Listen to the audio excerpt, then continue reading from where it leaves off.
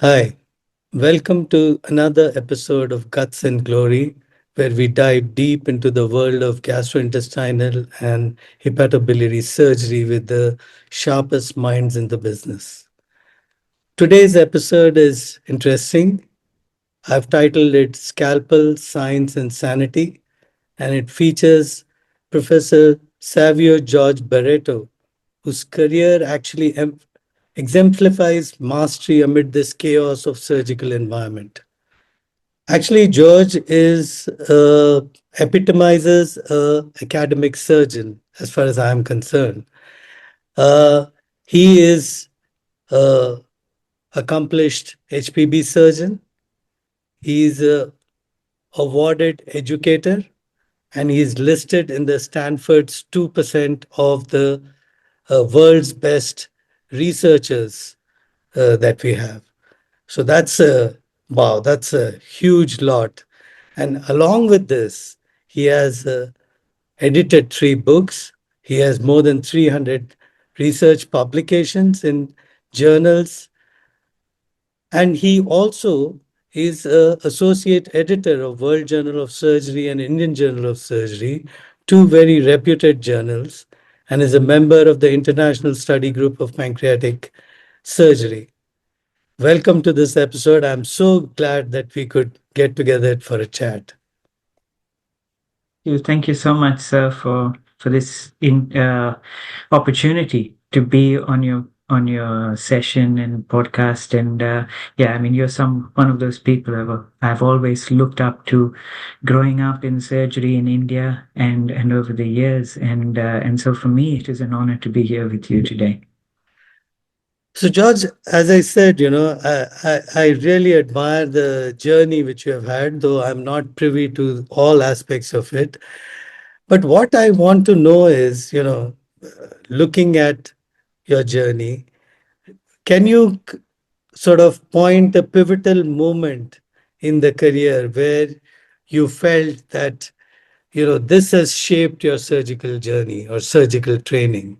Hindsight is always 2020, and when I look back in time, I reckon the pivotal moment was my decision to move to Mumbai in 2006 on completing my Master of Surgery, General Surgery at Goa Medical College, and then securing that fellowship at the Tata Memorial Center. It was rather serendipitous since I was actually meant to join another hospital, and that's a long story that I won't bore you with. But that opportunity to do my fellowship at the Tata Memorial, to work with and learn from Dr. Parul Shukla and Dr. Shailesh Shrikande, to me, I regard as the turning point. See, it was a steep learning curve as a surgeon since the work was mainly complex gastrointestinal and HPB oncology, but Yeah. I thoroughly enjoyed it. And the thing about Dr. Shukla and Dr. Shrikande is their practice of surgery was always focused on quality, evidence-based medicine, discipline, and ethics. And as a young surgeon in training, it was a really wonderful experience to see these virtues put into practice. I mean, they shaped the way I thought about surgery. They taught me that complex surgery was all about planning, anticipation of the anatomy and pathology, and then executing that plan. And then it was not just surgery, it was about the opportunities for research. They were keen to start doing research, and they rewarded my support of their research ideas by giving me what I can only describe as a free hand to undertake my own research. They supported my desire to teach trainees, oncology nurses. So in Mm. short, I mean, if I have to put it, they respected me and I adored them, and dare I say I adore them to this day. Yeah, I know they are iconic figures in any case in this community, no doubt about that. But interesting that you said that you got the opportunity to, you know, uh, experience and implement the evidence-based practice of medicine. My question to you would be, if you want to develop some core competencies, especially in advanced GI surgery, what do you think is the roadmap for that? I mean, how do you go about so that at the end of a particular training period, you are competent and confident to undertake complex procedures independently. Now, as you said, so you have your perspectives on this, and I'll share mine, and they may sound a bit vague, but let me explain. I mean, for me, I believe a key perspective is in complex HPB surgery is to have patience. See, mastery of surgery, as everyone knows, requires time, Yeah. because it's not just about needing to know how to operate, but also to acquire the wisdom to know when not to operate. And then when things go wrong, because they will in surgery, how do you fix problems? And you Yes. start out by observing and learning, but it's being patient is essential to take that time to appreciate the nuances of every case if one is to attain that mastery. And then immediately following on from that, I think, is humility and insight. I know Donald Rumsfeld confused the global world with his knowns and unknowns, but it actually makes a lot of sense. As a surgeon, we need to be aware of what we know, but we also need to equally be mindful of what we don't know. And so, Absolutely. starting out by building that knowledge, because our entire practice of medicine rests on a foundation of knowledge, starts moving the unknowns, the known unknowns, into what we know. But to graduate, to see, all of this is great, to build knowledge, to observe, but then to start doing surgery, to graduate to that next level, is trust building and honesty. See, when it comes to patient care, no lead surgeon worth their salt will leave an operation to be completed or performed by a person they do not trust. And trust is earned through consistent practice based in honesty and transparency. People say, "Oh, fake it till you make it." "Oh, can you do this? Can you have you done a Whipples?" "Oh, yes, I can," even when you haven't done it. That has no place in the practice of medicine.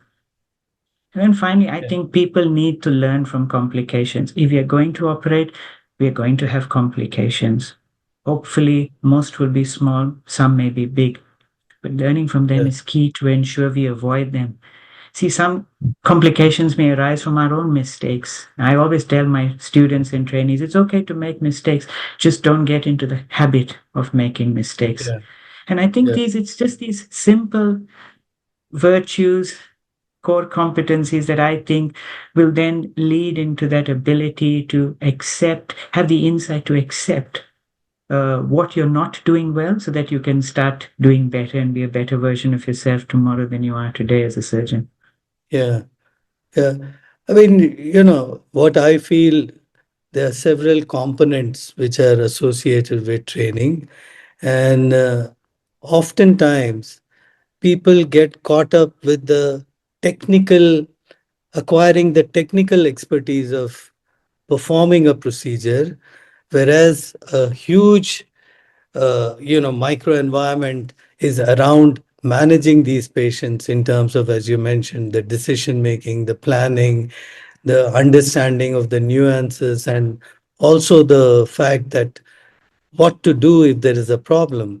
So, I mean, it's all a compact thing, and you can't concentrate on one aspect of it, which I feel sometimes it is misunderstood that surgical training is only about that. I feel that a lot of learning is from observing what to do and what not to do, actually. And when you observe good surgeons, you learn what to do. And you also learn from poor surgeons. Uh, I mean, uh, you know, and understand what not to do. It's so interesting that you say this, because on the first day in MS General Surgery in Goa Medical College, I remember the moment. I remember where I was. I was scrubbing up at the wash basin, and I had a senior registrar. He still practices surgery. His name is Vardhan Bobe. He turned to me and he said, "George, your first day." So I said, "Yeah." He said, "Over the next course of your career, you're going to see surgeons, you're going to see them do good things, and you're going to see them do not so good things. All I ask of you is to appreciate, recognize good behaviors, and try to emulate them. And what bad behaviors you see, please do not copy those behaviors." I mean, so it's now 20 years, Yeah, not 25 years, nearly 24 years, and I still remember those words of Vardhan Bobe. And it's exactly what you've said. yeah.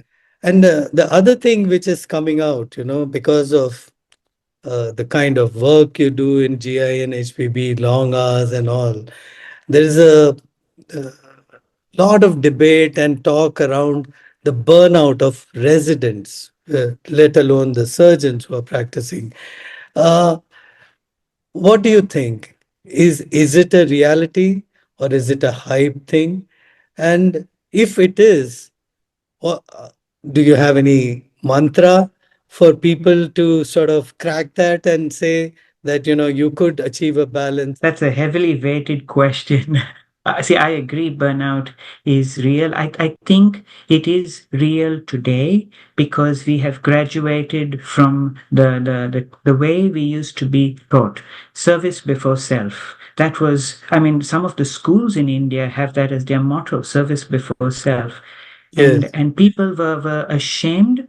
Surgeons regarded it as a sign of weakness if you spoke about your inability to cope with things.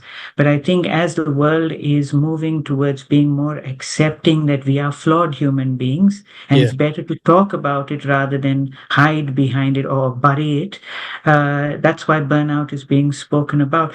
Now, I have my perceptions, and see, I know it's a complex problem. My perspective may represent just a small understanding of a small portion and not the whole problem.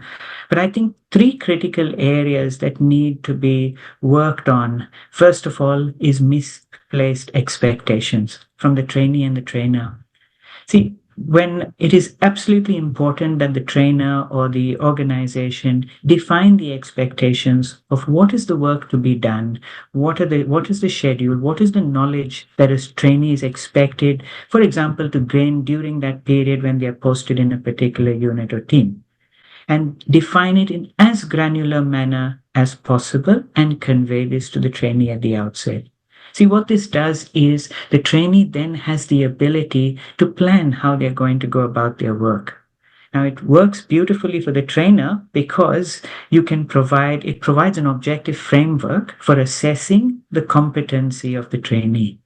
See, today, why do people complain of burnout? Because they receive negative feedback. And feedback today is often personal opinion, it's very subjective. But if you have some defined parameters against which, you had conveyed this and you didn't meet it, it's a wonderful opportunity to provide objective feedback and help people grow. But I think it's also this misplaced expectations is also with trainers. It's a very good exercise to define expectations because it makes trainers think what is really required to become a competent surgeon and what is not.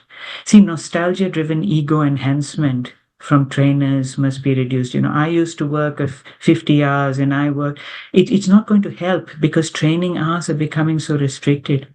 So what we do is, ask a simple question when developing these expectations is, if the trainee does not do this, should they become a surgeon or not? Now at Flinders Medical, in the medical program, I've started this very objective documents on the expectations, and which is about the knowledge and engagement as well. Again, talking about that subjectivity of feedback is over enthusiasm is often mistaken for competence. And if you give negative feedback that is untrue, it just drives introverts to withdraw further.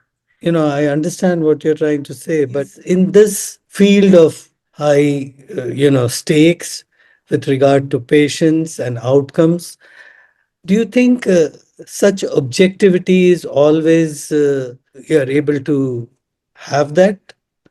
There is an Yeah. element of unsaid and Yes, undocumented absolutely. expectations. So these are my other two perspectives that I have on a topic like this is the perceived lack of respect. And this goes both ways.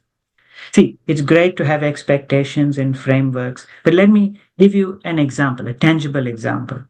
If a trainee has operated a patient and we have told them you work from 8 to 5, and at 4:30 the patient's complication becomes evident.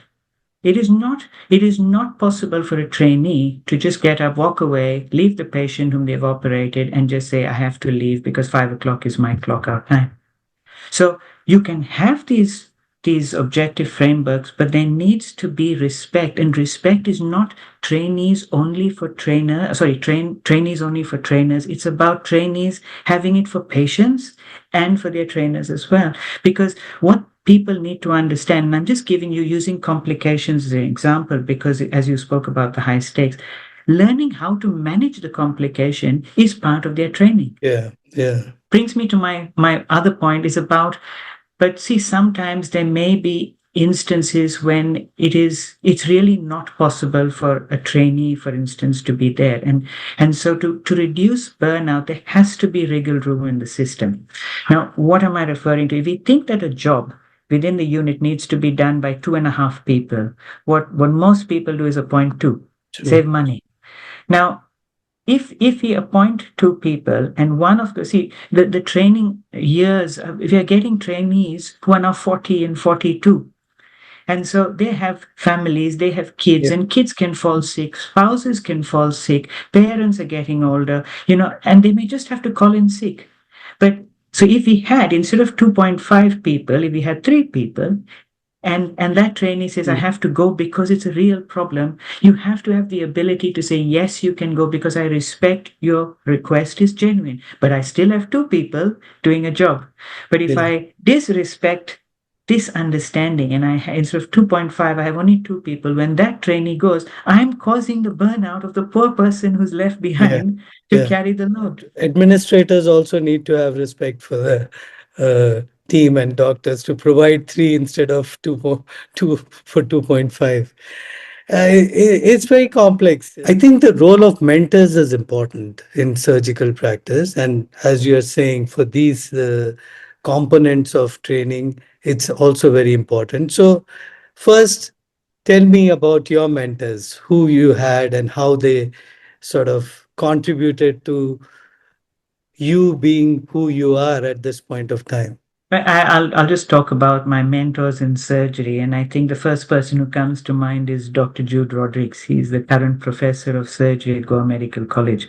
Now, I was his first candidate for MS General Surgery, and at my first meeting, he spoke to me about the value of surgical research, and his words have stayed with me all through my career. Then, of course, there's Doctors Shukla and Shrikande. As I've mentioned, I began my career strongly influenced by their style of practice, quality surgery mixed with evidence-based ethical practice.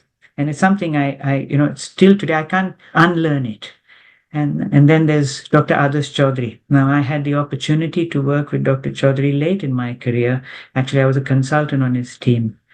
And what I learned from Dr. Chaudhary was give each operation the respect it deserves in terms of your attention and time.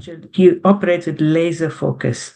But the beauty about it is he never bothered about how long a case took. He felt, yes, he was so accomplished. He was such an experienced surgeon. If the case takes longer, that's what it demands of me. That is fine. And then finally, there's Dr. Lillian Cow. I did my bariatric fellowship under her. And what she taught me, actually, she didn't teach it to me, but I observed it in her, was something it's called humble silence. See, she's an expert, master of her trade, one of the best technical surgeons I've had the pleasure of knowing. She's the former president of the Obesity Society globally, but she really embodied that humble silence. You could say whatever you want to her. She did not, however insulting, I've seen people misbehave, and she would just take it very calmly. And so, these are people whose things that I've observed in them, which have really stayed with me. Talking about mentors and mentorship in surgery, we know it is very important. We all have mentors and have learned from that. So, in the current scenario, what do you think the mentor-mentee relationship should be, and how does it help in the aspects that we discussed? Like, how does the modern mentor-mentee relationship be structured? A mentorship is often a relationship that evolves based on both individuals accepting that, I would like to take this person under my wing or train them. And sometimes this is not always possible. But I think each of us surgeons or consultant surgeons who are in that capacity, who have to teach junior doctors, I think it's important to understand that with the limitations in time, training time, things have changed. Traditional mentoring revolved around the concept of watch, assist, and learn, with the next step being perform. Straight away, we went from watching and assisting our consultant to perform, and I'll be, a remote supervisor. And I think it came from this concept of throwing people in the deep end of the pool and then teaching them the survival skills and critical decision making. I conjecture that this has been borrowed from the defense forces. Unfortunately, surgery is not about survival abilities of the trainee, but rather the safety of the patient. So, as mentors, while we may not have the opportunity every time to select our mentee, I think when we teach juniors or surgical trainees, we must include this intermediate step of operating, either assisting the trainee or at least being in the room to mentor or coach them. And this for me was born when I was a medical student at Goa Medical College. We had the head of surgery. He passed away in 2024, Dr. Vasco Silva, a brilliant surgeon and one of the most ethical surgeons I've ever known. He had his little stool that he would sit in the operating room. He would sit there for the entire operating session, observe his trainees operate, and was always there for them. He would, we need to be like that, sharing those valuable tips and tricks freely. It may have taken us decades to learn it. It doesn't matter. We have to empower and enhance and expedite the growth of the junior trainees. I think if we are going to move to the next step of in their training of doing remote supervision, we first need to be reassured of their technical capability, their maturity, Absolutely. their intraoperative Yeah. decision-making capabilities before we adopt that concept. Because Yeah. our responsibility is to our patients. So we are in a very challenging period as mentors to be able to try and adapt and change to fit with the system so that, we never compromise our patient care. Yeah. No, no, I absolutely agree. But the question is that, one is training where you don't choose people. People come to you for training, for whatever. And one is mentorship. How do how does this relationship? It's not all trainees be your mentees, and all teachers need not be your mentors.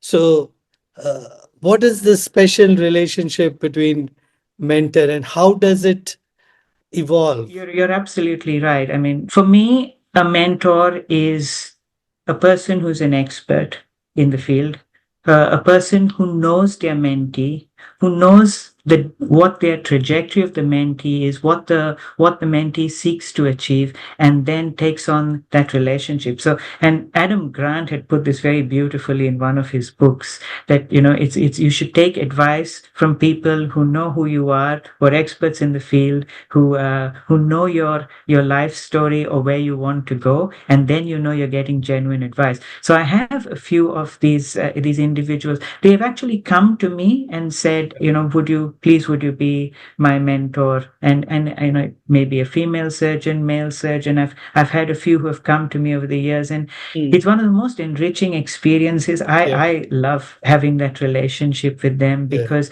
they come, they sit, talk through their challenges, and it's not about whinging and grumbling. It's about yeah, what do I do next. It's right. almost like you're a father to them. It's a very beautiful relationship, and you draw on your experiences, both professional and personal, and offer them the advice, and give them that opportunity. It's a beautiful two-way Yeah. conversation that I've really enjoyed over the last few years.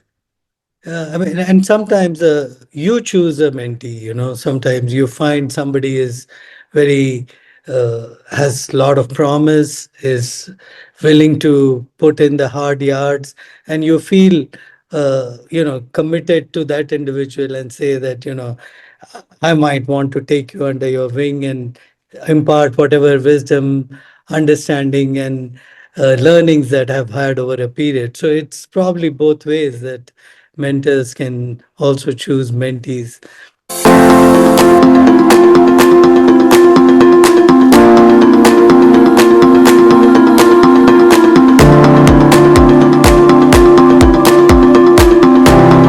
Let me get to the very critical point of this, for which I admire you the most, is the huge volume of scientific work which you have done and published. And it just amazes me that how can somebody do so much of writing work. So tell me, George, how you got into this publishing mode. As I said, my Dr. Jude Rodrigues was the first person to advise me at our meeting about the value of research. Now, all through my career, I always take advice from senior colleagues very seriously. And so, I started out just doing simple case reports. And of course, at that time, there was no education or training on how to publish. So I would go and read journals and see how others wrote their case reports, and then started to write out my own. But then over time, I found my style evolved as long as you have the capacity to accept room for improvement. And when I went to Tata Memorial, they were doing high quality surgery. But they did not have prospective databases. They would collect data for specific projects on an ad hoc basis. Now, Dr. Shrikande used to maintain his personal operative logbook, and he suggested to me, why don't you set up prospective databases at Tata? And so I set about doing that. I tell you, so I used to work crazy hours to ensure that my clinical training and work was not compromised. So I would fill the data before working hours, come in before 7 o'clock, because I used to live in Parel just behind the hospital, then on lunch breaks, after hours. And what I ended up doing was creating a prospective database for every organ subsite, which I handed to Dr. Shukla and Shrikande when I left Tata. Again, when I came back in 2012 to Tata, I was really heartened to see the legacy. They'd continued maintaining the databases, and that has empowered Tata to produce a large volume of research of publications over the last 2 decades. I did the same thing in Medanta. So first, taking advice. Second, setting up prospective databases so that the authenticity of the data is there. And then what happens is, because see, when you're with your back to the wall and you have to try and fit many things in, there's only there's only two ways you can go. Either you say, this is not for me, I cannot manage it, it's overwhelming, or you develop a systematized way of embedding this into your regular practice. I mean, I'll not say it was easy, because you can ask my wife. We were just married at that time, and I would sit late into the night, writing. But then over time, I mean, now I've got my daughter is 18, nearly 18, and my son, I have developed a system of how to make this part of my life without compromising time with family, without compromising my work, and the rest of my job, which is administration. You get a writer's block? Now, I'm going to say something which I don't think I hope it's appropriate for this podcast. So research for me is something, it's my happy place. See, there are some people who love to play, have a glass of wine or go fishing. For me, research, it just takes me to my happy place. So I want to be in that mental space. And often, see, there will be times when I go through, a lot of stress from clinical work or administrative work, and don't have the capacity to think, but I will not try and think research ideas at that time, because I know they will be rubbish ideas. So then I wait for that opportunity to get into that clear head space.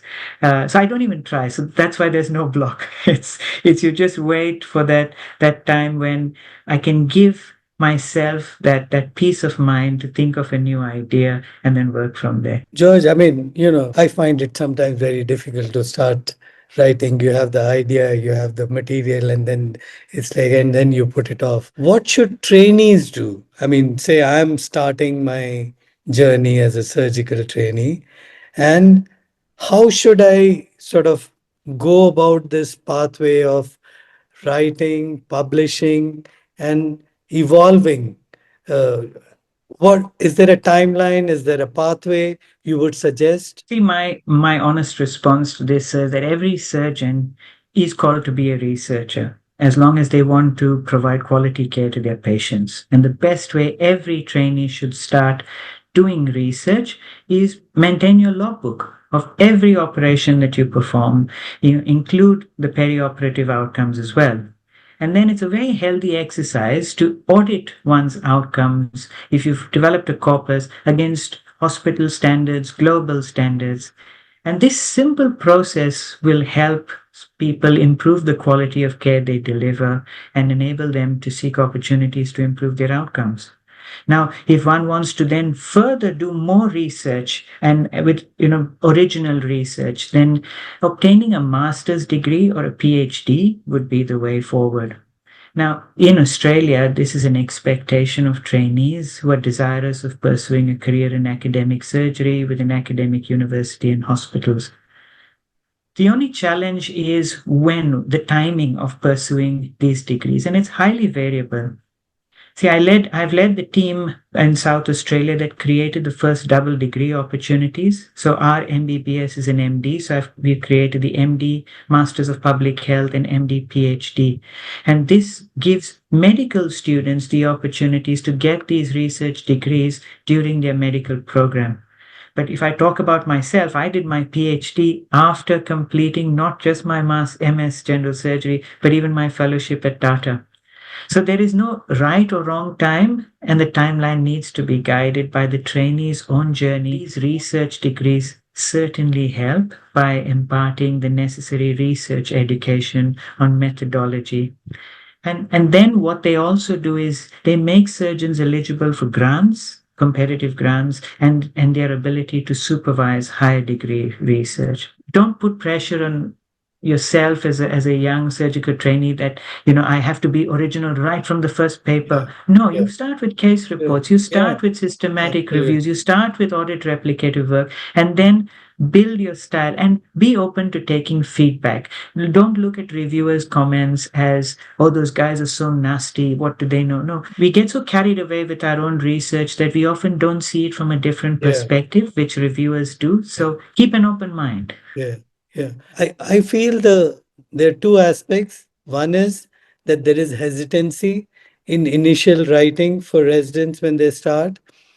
But once they write and once you get your thing on print and when you see that, the high that it gives, even if it's a case report, should sort of push you to the next and the next and the next. So I think they should start small, whatever way they can. But audit is a very excellent example of what you could produce during your surgical residency and all. And we have seen that at SDPGI, as you mentioned, at Tata. And I think the habit of audit should be inculcated in each surgical resident, both for good outcomes and also to help them sort of, identify a batch of cases which they are frequently getting and then look at that more closely. So that may be the best way, I feel. But at the end of the day, we need to understand how to balance the three things that we are talking about. Uh, I found it very difficult, George, to be very honest, Uh, Sometimes it's very almost like you become unidimensional and you don't and there's a lot which you need to do and you have not been able to do because of being unidimensional. We talked about training, we talked about acquiring skills, we talked about science, but how do we balance this, both for residents during the period of training and for consultants, how do you do it? Sir, I'll be very honest with you. I am a work in progress. I've actually gone on print. It's been published in the Sydney Morning Herald. I'm a work in progress. I think life is all about compromises and trade-offs. And everybody's circumstance is different. But the first thing that you need to do is establish priorities. See, one key aspect is to appreciate the demands and needs change. And so priorities must change as well over time. There is a need to constantly reassess one's priorities objectively. And in the words of Adam Grant, again, think again. See, I would like to believe I've been a good husband, father, surgeon, researcher, academic surgeon. However, it is not for me to make that assessment as to Yeah. whether I've been truly successful in meeting the priorities I set. And the honest answers will come from my family, the outcomes of my patients and student feedback and research outputs. Balance is key. Charles Buxton has said, "You will never find time for anything. If you want time, you must make it." And so the things that you must make time for is self-care. The other things are, I've got a couple of philosophies in my life, and one of them is the words of Mark Twain. And we must remember, that word that people use around, everybody thinks they're entitled. It's not a new concept. Mark Twain said it more than a century ago, is that the world owes you nothing. Once you accept that the world owes you nothing, then you start to look at it from a different perspective. For me, another philosophy that I follow is eat when you can, sleep when you can, and never stop researching the pancreas. And finally, the last thing is people need to understand what is the difference between aspirations and expectations. See, it is good to aspire, but when it comes to expectations, always expect the best from yourself, but temper your expectations of the world with a good deal of realism. See, I know these are not surgical mantras, these are just mantras of life. That Yeah. and basically surgery is a part of our life. Don't make it your life. Everybody does not have to be the world-class researcher. No, if you're doing, you're a world-class surgeon and educator and a family person, that's all. But define your priorities and constantly reassess. I mean, I'm telling you, so when I started out, I used to spend a lot of time at work because I needed to. Surgical training demanded it. But Yes. then over time, I have learned how to reduce the time to compensate, to give time to my family, because we only live one life. Trade-offs are natural part of life you lead. Another perspective could be that the branch of surgery, challenges that one needs to take up, and you're committed more than what maybe other specialties would be, because you have certain important fiduciary responsibility, because they are under your care when they are not able to take any decisions, that is under anesthesia, and you are the person, so you invest more in them, and therefore sometimes you find surgeons, uh, that's the part, that's their whole life and the every part of their life. But I guess we need to find the balance for having sanity in life. There's no doubt about that. And it's tough, actually. I don't think there's a mantra for which is applicable to all. So we need to find our own ways of uh, achieving that balance. Am I right? Life and priorities evolve and change along the way, and we have to be amenable to adapt, Yeah. because that gives us our best chance of survival. Apart from research, what does George Baretto, what does he do? As hobbies, you mean? I like to read, so I try and read both fiction and non-fiction. Then when I get the chance, sit with my son, and we both love soccer, so we watch the soccer Oh, highlights from the Premier League or the yeah. Spanish league, any league. We Okay. we just love soccer. And then sometimes when I get the time, we go to the nets. He's now very interested in cricket, so we play cricket. And then yeah, have conversations with my daughter. And one thing I always do though is physical exercise. I mean, I can't run because of a bad knee, but I walk at least 10 kilometers a day. So in the lift, sorry, at work, I never take lifts. I walk everywhere. And then whatever balance steps are left at the end of the day, I come home and on the treadmill, I finish Completely. them off to get to my target. But yeah, so that's how it is. And then, of course, Great. go for walks with my wife whenever both of us have a chance to do that. Yeah. So great. I mean, George, it is so nice to share this space with you, hear from you, and get an insight into what makes George who he is. So thank you very much for doing this on a Sunday morning or afternoon over there. And I really enjoyed it. Thank you so much. Thank you so much for giving me this opportunity, sir. And yeah, yeah, it's been an honor. and a pleasure. Thank you. Thank you.